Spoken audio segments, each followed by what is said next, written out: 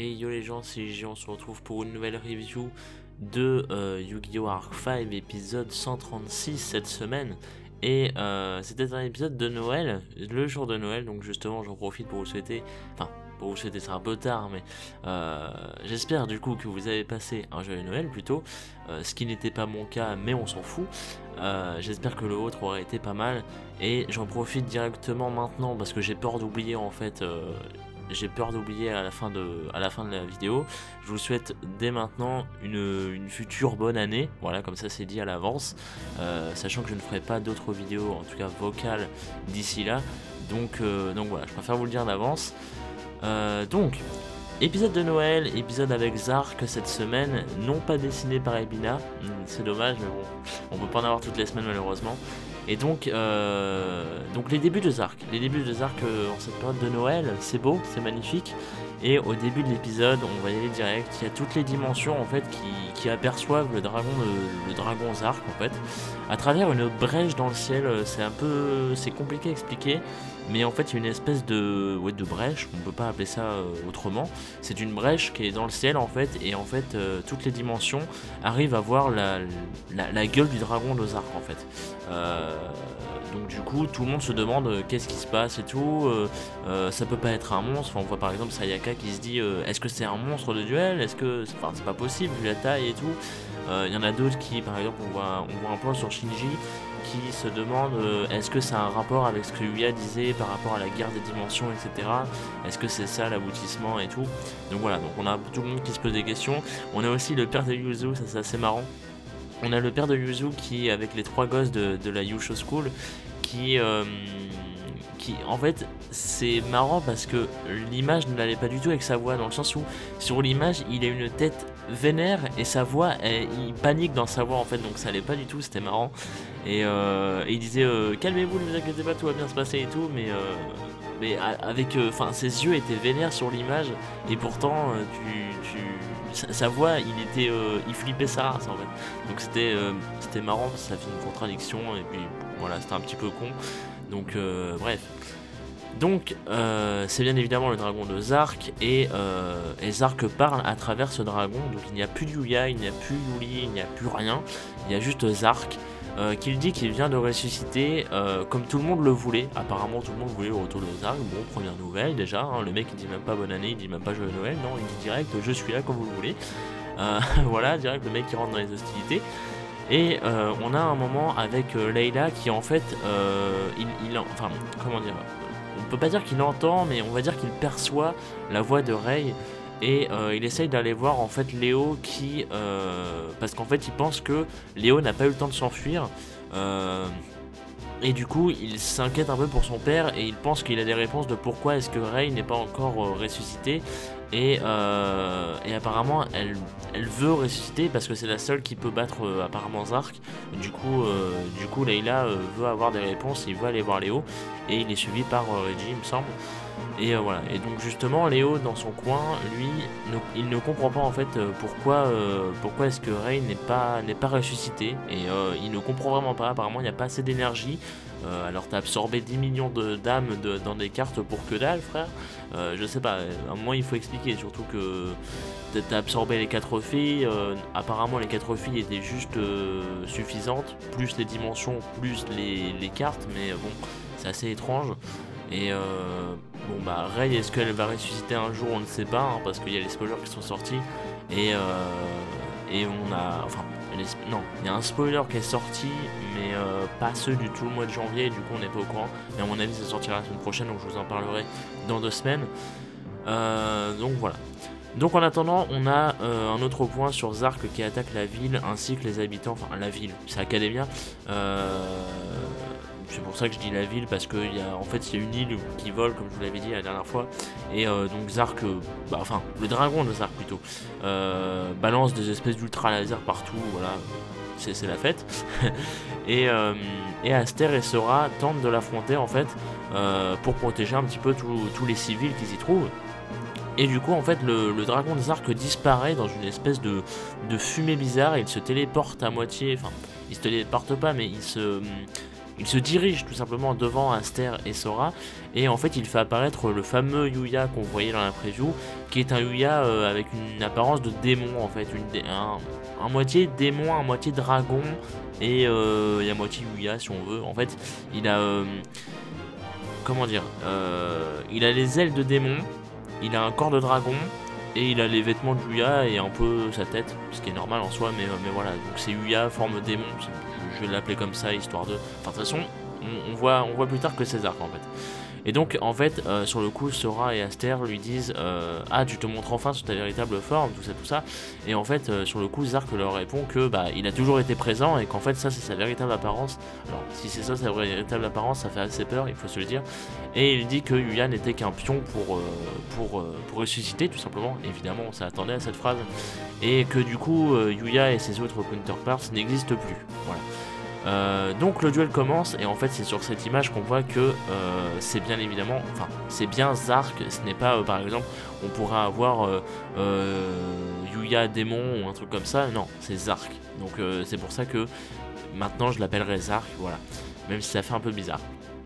Donc, pardon, le duel commence, Zark place 2 échelles de pendulum qui, c'est assez étrange parce que c'est des échelles 0 et 13.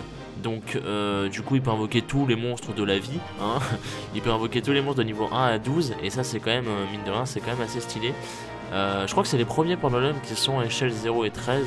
Alors j'ai un doute pour le 0, mais le 13 je sais que c'est une première, enfin il me semble en tout cas, corrigez-moi, mais il me semble que mes souvenirs ne sont pas si broyés que ça.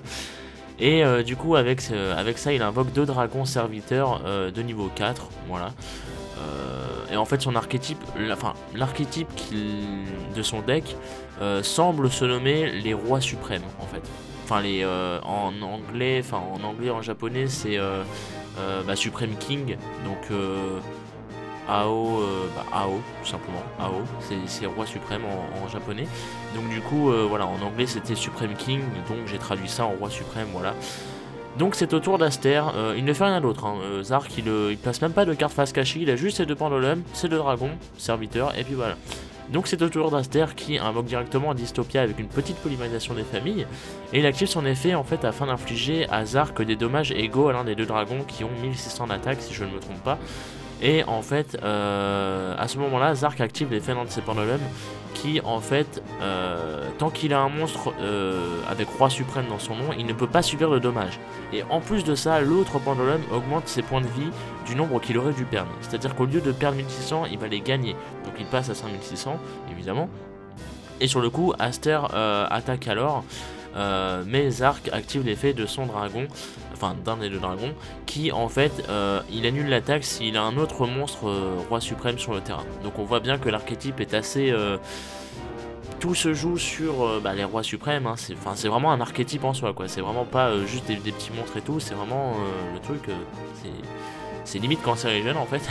Et du coup Aster active alors une carte qui divise par 2 l'attaque de Dystopia, du coup il passe à 1400, et afin d'infliger aux 2 joueurs des dommages donc de 1400. Et en fait Yuya a ses pendulums, donc du coup ses points de vie montent à 7000, et Aster lui ça descend à 2600, donc il est un peu con, mais il a fait ça en fait pour essayer de faire, comment dire, une petite ruse pour le réveiller un petit peu et tout, mais il a vu que ça ne servait à rien. Et donc du coup il peut maintenant activer l'effet de Dystopia pour détruire une carte vu que son attaque a changé. Donc du coup il détruit l'un des 2 dragons, et puis voilà. Donc comme ça le deuxième ne pourra pas activer son effet pour se protéger. Voilà, donc c'est au tour de Sora qui active son sanctuaire des Destoy, là, sa carte magique continue, afin d'envoyer en fait des monstres au cimetière. Et il active ensuite une carte pour les faire fusionner en les bannissant du cimetière pour invoquer son fameux monstre là, Matkimaila, et qui a 2800 si je ne me trompe pas, enfin son fameux monstre fétiche, et il attaque, mais d'ailleurs j'ai marqué Yuya sur mes notes, mais du coup c'est Zark, c'est l'habitude. Et donc Zark, oui, ne fait que gagner des points en fait, parce que du coup au lieu de... Parce que son monstre est détruit quand même, mais en fait à cause de son deuxième pendulum il ne peut pas subir de dégâts, et même les dégâts de combat en fait. Moi au début je pensais que c'était que les dégâts par des effets comme Dystopia. Mais non, c'est vraiment des dégâts même de combat. Donc du coup là il aurait dû perdre 1000 et ben il les gagne. Donc en fait Yuya il a 8000, Zark a 8000 pardon, et les deux autres ont 2600 et 4000 pour Sora. Et donc sur le coup en fait Sora il essaye, il a une petite stratégie de mind game si on peut dire. Il essaye alors une petite ruse en lui faisant croire qu'il a oublié en fait que les pendulums sont envoyés dans l'extra deck et non pas au cimetière, en activant en fait, enfin en voulant activer l'effet de Mad Kimaila qui, je vous le rappelle, quand il détruit un monstre, le monstre n'est pas envoyé au cimetière mais du coup il réapparaît sur le terrain de Sora et il est équipé à Mad Kimaila ou un truc comme ça. Et en fait, sur le coup, il a fait ça exprès en fait pour tenter de rappeler à Yuya qui est dans Zark, pour lui comment dire, pour tenter de lui faire souvenir en fait de son premier duel, où en fait son premier duel contre Yuya, il avait attaqué le Odd Eyes, et en fait Yuya l'avait brain en disant mais non, parce que le Odd Eyes, vu que c'est un monstre pendulum, il n'est pas envoyé au cimetière mais il est envoyé dans l'extra deck.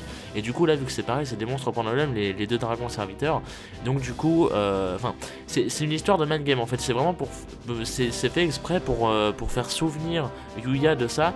Et en même temps il lui montre son pendule qu'il avait perdu, comme je vous l'avais dit, et il l'appelle maître comme à l'époque. Il l'appelait par un petit surnom comme maître et tout. C'était marrant. Et enfin, faut avouer que ça date, hein, ça fait déjà 2 ans et demi, donc c'est très vieux. Et ce qui est marrant, c'est que Zark il s'en fout mais totalement. Genre il est là, il regarde avec un grand sourire comme le héros de Soleil et Lune. Tu sais pas ce qu'il veut, il dit pas un mot, il sourit comme un con. Et voilà. Donc c'est très je sais pas, ça m'a fait rire. Et voilà. Donc Sora pose une carte face cachée et il finit son tour.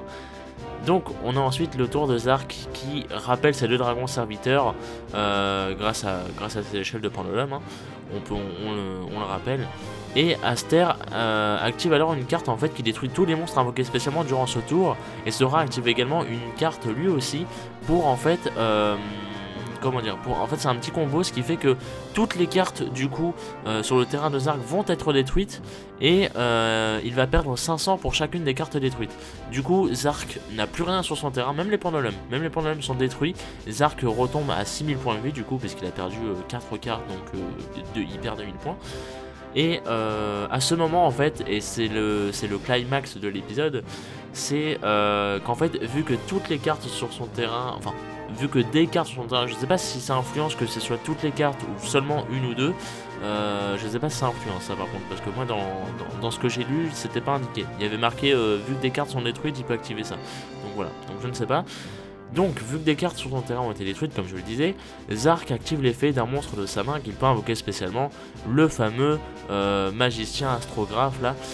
J'ai décidé de l'appeler comme ça en français parce que je sais pas comment ça va s'appeler en fait l'astrographe en français, peut-être ça sera astrographie ou je sais pas du tout ce que ça peut être en traduction, donc je me suis dit je vais l'appeler le magicien astrographe, comme ça voilà.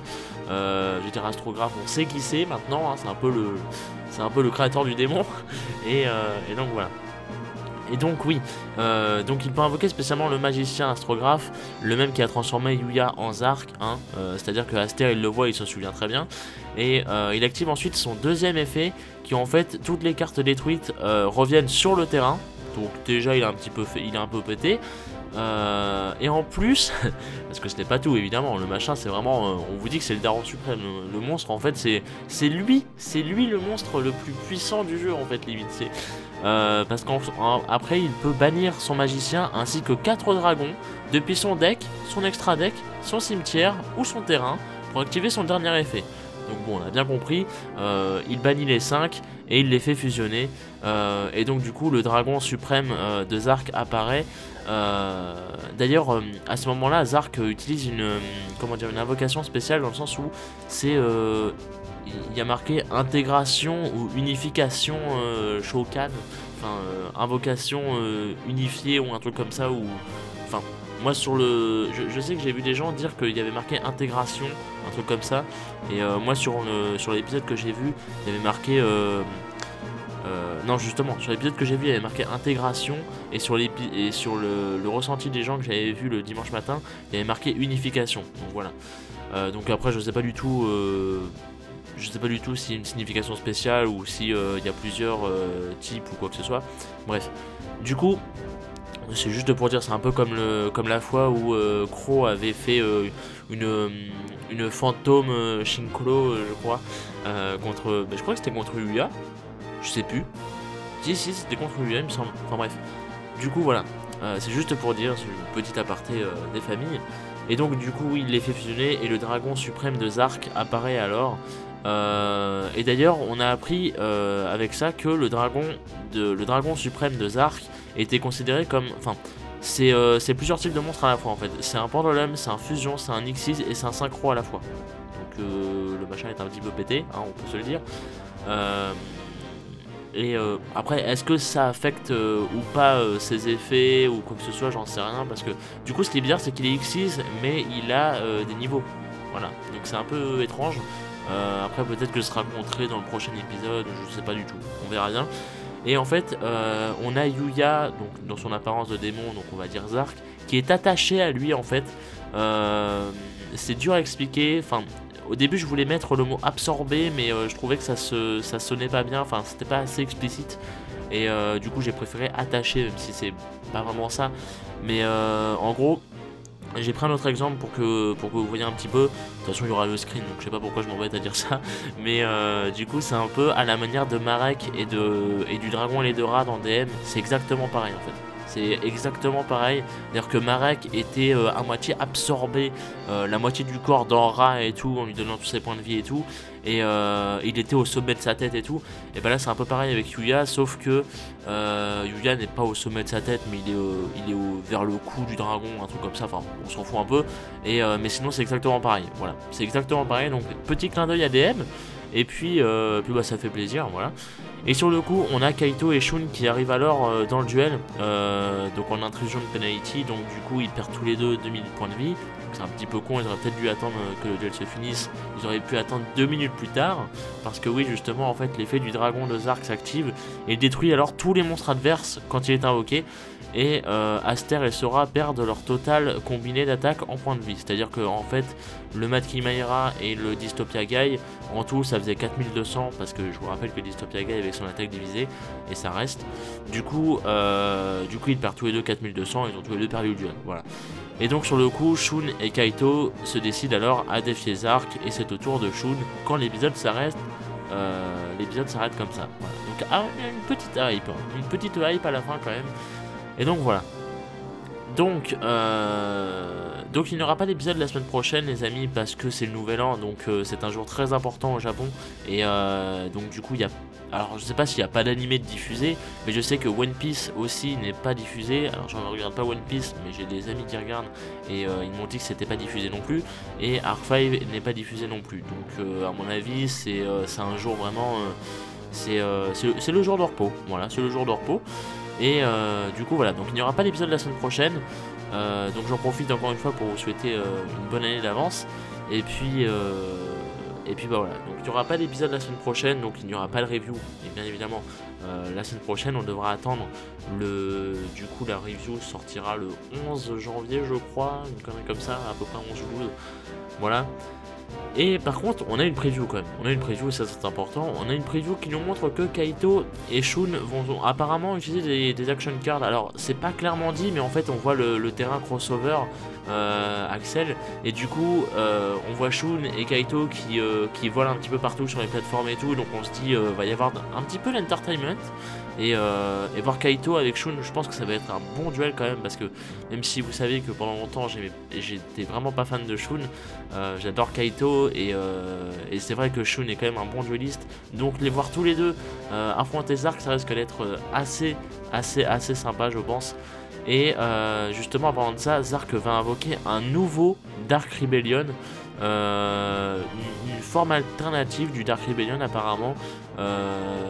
Apparemment ce sera un Dark Rebellion, alors on ne sait pas s'il a un nouveau nom, mais peut-être que ce sera un Dark Rebellion Raging Dragon, je sais pas du tout.